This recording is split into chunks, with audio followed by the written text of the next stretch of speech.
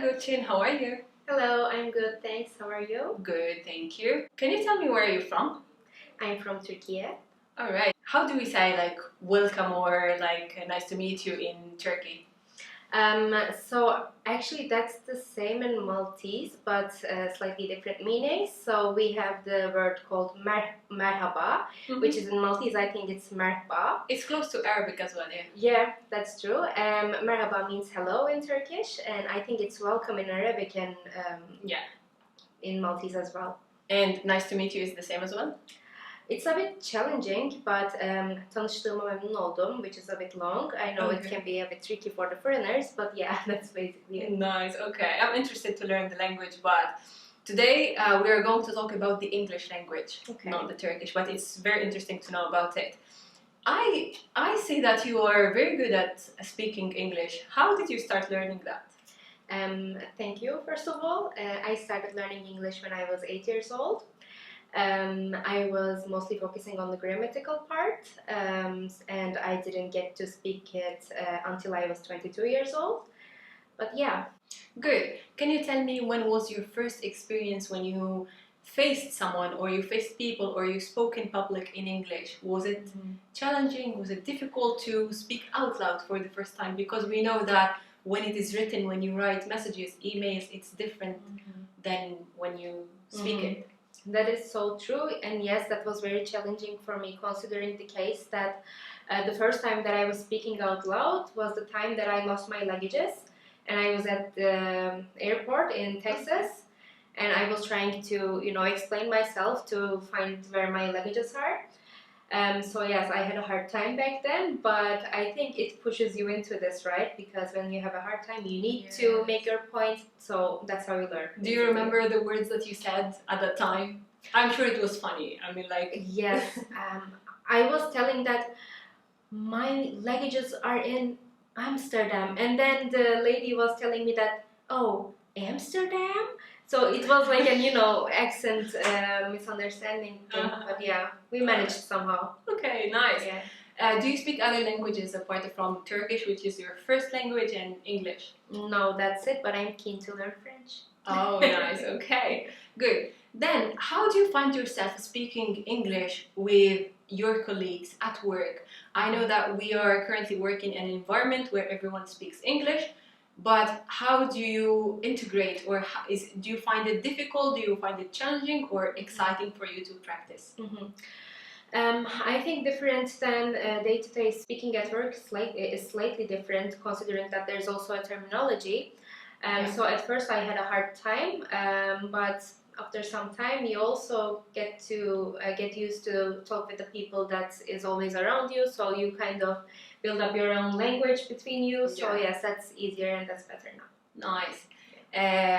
Do you remember or do you recall any time where you did a mistake in English that caused a misunderstanding? Or I do it every single day. Every single day. Do you remember a moment? I think I can't remember a specific one because I do it every day, so it's like a very normal thing for me, so I don't even remember about it, but yes, I do it every day and it's something very normal. But at first it was very hard to do mistakes, and I was actually trying to read people's faces to see how are they reacting to my mistakes and stuff, but then I realized nobody cares. So yes, I kept going. Exactly. The thing is that when you work with people who speak English, and also when you are in an environment where everyone English is their second or third language, you will not find people who will focus on the grammar mistakes or what you did. The most important thing is the content. If you expressed yourself, clearly, the message is there. So that's all what matters. Exactly. Yeah, and regarding the work, and do you in your work most of the time speak, or most of your time is written English?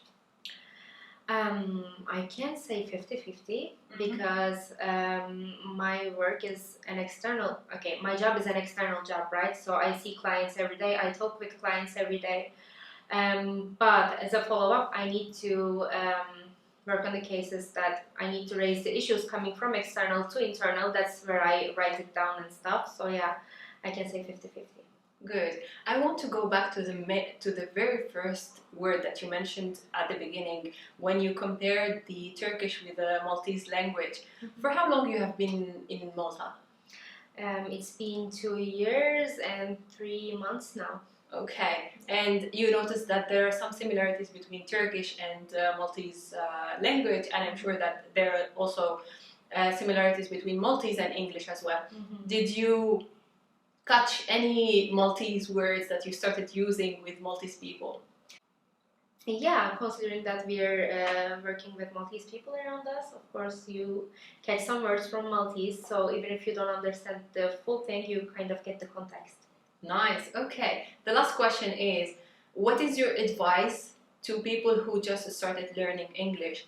And if you can explain to them, the people who are going to watch this video, how much English language is important for them to get more exciting opportunities, to open door for them to get more job offers.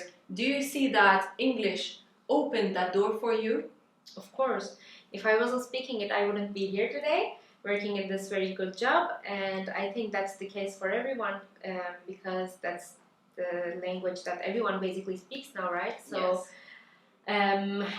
not only related to work, even for just traveling or having something to experience, I think it's very crucial. And what is your advice to people who just start to learn English? Maybe from your experience, was it like for you? A lot of people would say listening to podcasts helped me. Others would say watching series or movies. That's what is the one thing that helped you? I think watching a lot of TV shows in English helped me a lot. But I would also suggest to people who just started learning English, you need to practice speaking more and more every day, because that's what you will need at the end of the day. Nice. Thank you so much, Gulçin. And thank you for accepting the invite. I hope you enjoyed having this video with me. I really enjoyed it. Thank you very much for the opportunity. Thank you. Thank you. Bye.